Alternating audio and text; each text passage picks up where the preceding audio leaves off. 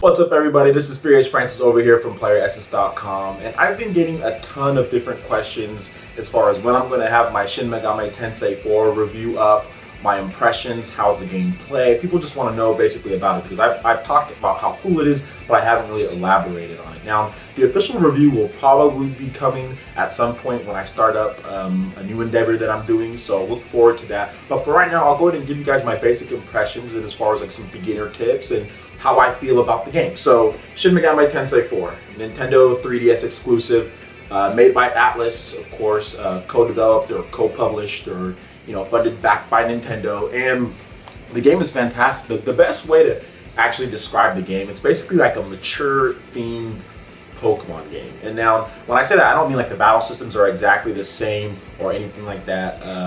There's a lot of differences between the two, but what I mean by mature themed Pokemon game is that you go out, you find demons, you can catch them. Now, you don't catch them like you do in Pokemon, you actually talk to them and try to get them to join your team by persuading them in really weird conversations. So it's actually quite hilarious, some of them, but it can also be frustrating at times trying to talk to these demons and get them on your team.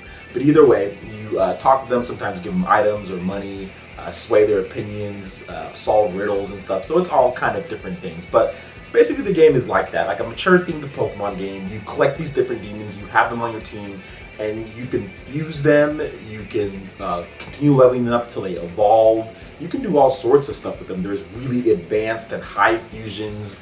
There's special fusions that take different type of demons. So like you have like maybe 3 or 4 separate types of demons, sometimes 2, and you can make special demons that are more powerful and can only be fused through that way, through special fusions. So there's all sorts of stuff. And the coolest thing about the fusions is that you can build up, a certain type of demon, and you can wait till they learn certain moves, and then once they get that move set, and there's another demon that you have, and they have a really cool, move set, you can fuse those two together and get a new demon, and then pick what moves you want from those 2 previous demons. So it's called parent skills, so inheriting skills, and of course they learn new skills after they've, fused and formed the new demon. So the fusion and evolving system in the game is really fun, and it's really unlike anything that I've done before in any previous RPG that I've played. So as far as that goes, that is awesome. Now, as far as the simple battle system and how the layout is, it's actually really straightforward. It's similar to Earthbound, to where you're looking at the enemies in first person, or Dragon Quest, and on the bottom touchscreen you actually have like the character art. So you have your character that you play as, which is a samurai. You also have up to 3 demons on there, and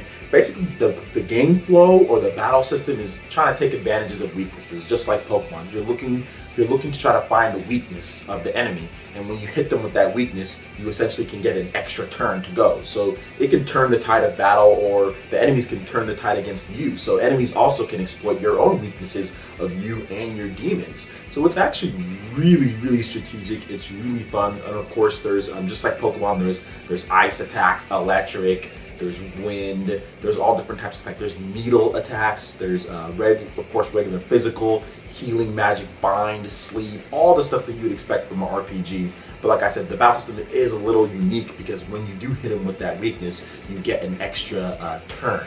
And of course, there's so many other things that factor into it. One of the other aspects of the game that I find really, really, really cool is the whole gunplay too, because you can actually have a gun in that game, and you can equip it with different bullets as far as fire bullets, ice, and stuff like that. So that's in addition to your samurai sword that you have, or you can have a spear, you can have a short dagger, and they all have different properties as far as maybe hitting enemies twice, as far as hitting maybe sometimes even up to 3 times, adding poison. So there's so many different dynamics as far as with the demons, and as far as even with your own character, that's really, really interesting.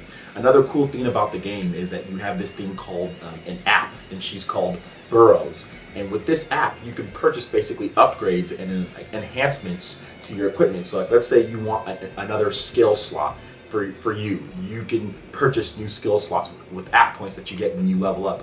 Let's say you want another skill slot for your demons. You can purchase that. Let's say you want to be able to carry more demons in your stock, because you can only carry like a set amount. Like in Pokemon, you can only carry, I think, 6 Pokemon. But in Shin Megami Tensei, you can carry much more, but you can upgrade that stock. Right now I have like around 14 or 15, but it started I think around maybe 6 or 7, so you can upgrade that. And there's all sorts of other app purchases. So all the dynamics as far as the leveling up, the building, the complexity of the game, really it makes it feel like this huge RPG that you've played, you know, from the golden age, man, from like the PS1 era, but of course made new and different in so many unique aspects. I think Atlas, especially Atlas with Nintendo, only these two could have created this type of game. It's really a fantastic game. As far as the story goes, I don't want to talk about it too much, but it's interesting. It's very, very interesting. It has kind of like, you know, samurai times back then, you know, imperial times, but then also you kind of travel to modern day, and there's this really weird dynamic going on. You travel with other characters in your samurai squad, and the voice acting is good. The American voice acting is so solid, and everything really about the story is very interesting. A lot of different side quests that you can do, a lot of different characters you can meet. I really have no gripes about the game. The only probably two things that make me a little upset with this game so far, and I'm about 30 to 40 hours in, is the overworld map. Once you do get to the new area of Tokyo, that's where you go to, that area is, the overworld map is a little clunky, but it's not really a big deal. You don't spend a ton of time in it. And also, as far as the battle system goes, sometimes you get into a fight, and then right after you finish beating the first couple enemies that are out, like another enemy will come and strike you. But the only thing is sometimes, for some reason, they get the preemptive strike as if they hit you first. Because when you're playing Shin Megami Tensei 4, you can preemptive strike people. But sometimes you'll preemptive strike the enemy and you'll, you know, get the leg up on them, and then another enemy will come after that. More enemies after you finish the first wave, and for some reason they've preempted striked you. And sometimes I've died because of that, because this game, if, like I said, they can exploit your weaknesses with whatever they have. So if an enemy comes and they have like an ice attack that hits all of your enemies, and they can just keep on stacking on you, and I have died because of that. So it kind of made me frustrated about that. Not that the game's hard. I love the fact that the game's hard, but the fact that they'll get a preemptive strike out of nowhere, even though you first preemptive strike the enemy. So those are my only two annoyances. But like I said, the game is, the difficulty is just right. You are gonna die a few times. Once you die a number of times, I think more than twice, you can actually change the difficulty. But I would keep it right then on the hard difficulty that it's already set on, because it really makes you think and makes you play strategically. So that's pretty much everything I have on the game right now. And if you want to purchase it, it is $50. You can get this limited print first run edition for $50 if you want to go pick it up at GameStop if they still have it. Definitely pick it up in stores if you can. If not, you can buy it on the eShop, but you don't get all the cool stuff that comes in this, and it's still $50. From what I've seen though, as far as the eShop charts go, it's still selling pretty well on the eShop. So if you want to pick it up, definitely get on the eShop. It's a big game. It's pretty big, so it might take you a little while to download it, but it's definitely worth your time. And I suggest anybody who's interested in Pokemon or old school RPGs, if you remember the golden age of PS1, PS2 RPGs, definitely pick it up when you can. Alright, so that was pretty much my impressions of Shin Megami Tensei 4 on the Nintendo 3DS. Make sure you check out Playeressence.com for all of your impressions, news, reviews, trailers, tips, tricks, and all of that good stuff. Got a lot of cool stuff happening this week.